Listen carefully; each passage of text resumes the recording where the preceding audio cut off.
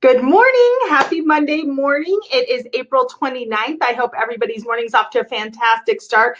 I'm here in the office and pumped, ready to go.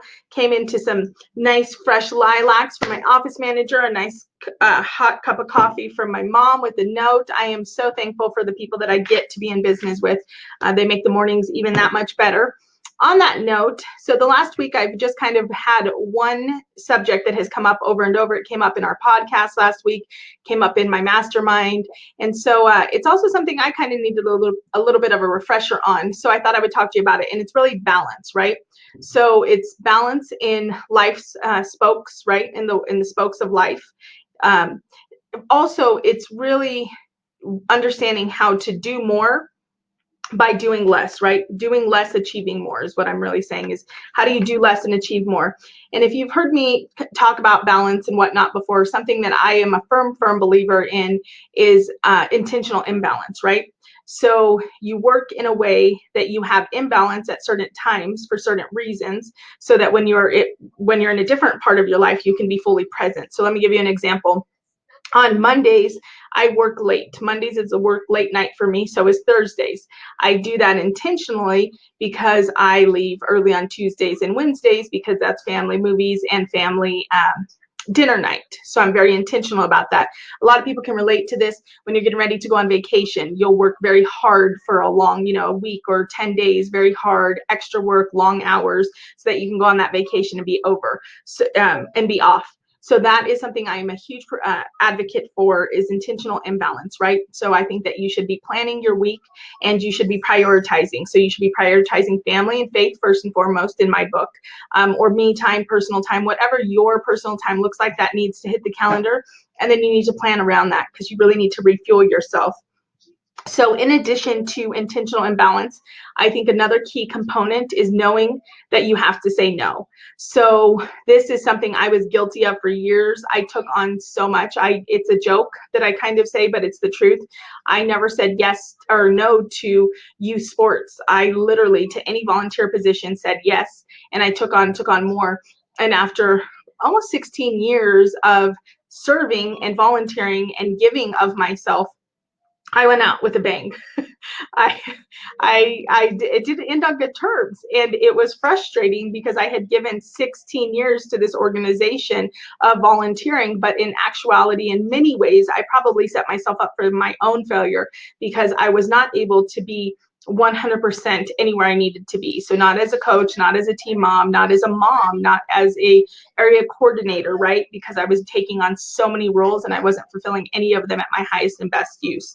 So that's something that is super important in business, is you can't, number one, don't think you want to do it all. That's a lie that we tell ourselves. We might have a control problem and realize that, we want to control it all, but we can't and shouldn't want to do it all. And also, we really need to know when to say no. And we need to get excited about saying no, because to be honest, when we say no to certain things and we learn to prune our business, which pruning is like a whole nother chapter that is so important on maintaining a healthy balance, because pruning, while it can be hurtful, it's not necessarily harmful, right? And that's something I've had to learn as I went into leadership and as I've grown. When you have to prune something or someone from your business, it definitely can be hurtful but not harmful, and we actually have to look at it like it opens us up for new opportunity. And I know that I wouldn't be sitting in the position I'm in today if I had not been pruned and if I had not done pruning as well. And so I'm really, really thankful for that. So just be comfortable saying no and having those boundaries, because really it's not selfish to delegate, and you really need to make sure that you are in your highest and best use. You want to make sure you're performing, and in your highest and best use, you need to really learn to focus on what your highest and best use is. People always say that I just got to get focused, and focus isn't, I don't think, something that just happens. Focus is definitely a disciplined skill that we have to continue to work on, right? It's something that we have to be disciplined in. We have to decide what we're going to focus on and make it a priority to focus on it. So really, I would encourage you to find out what your top 3 things that you are doing and need to do in business are, and then develop a disciplined skill and a disciplined focus in doing those top priority items, and other things, ignore them, right? So the other key component, turn that down, baby girl. The other thing, Maya, turn that down.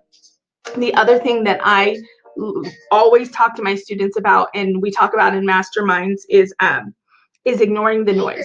So the next, baby, turn it off. So the next thing that you really want to make sure that you do, take it to mommy. Sorry guys, my granddaughter's in the office.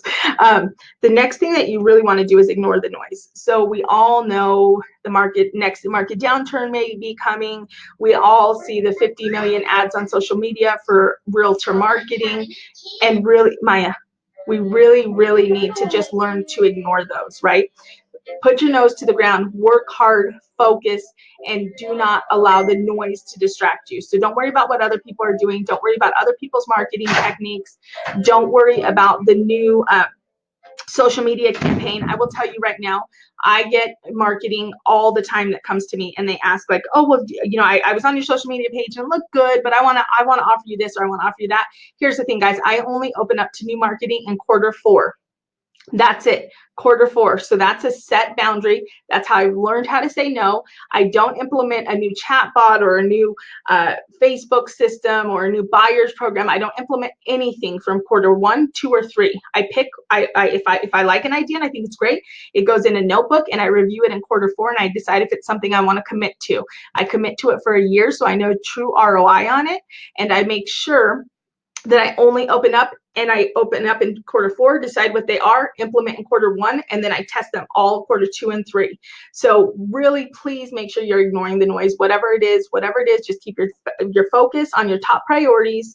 Be willing to prune, be willing to say no, be intentional, have purposeful imbalance, and you will continue to grow your capacity, and at the same token, you will be able to achieve more with doing less. So I hope this was great. I hope this was helpful. I hope you have a wonderful Monday and kick major butt. I'm stoked to get into my exec meeting and then just keep, knocking out my meetings from there.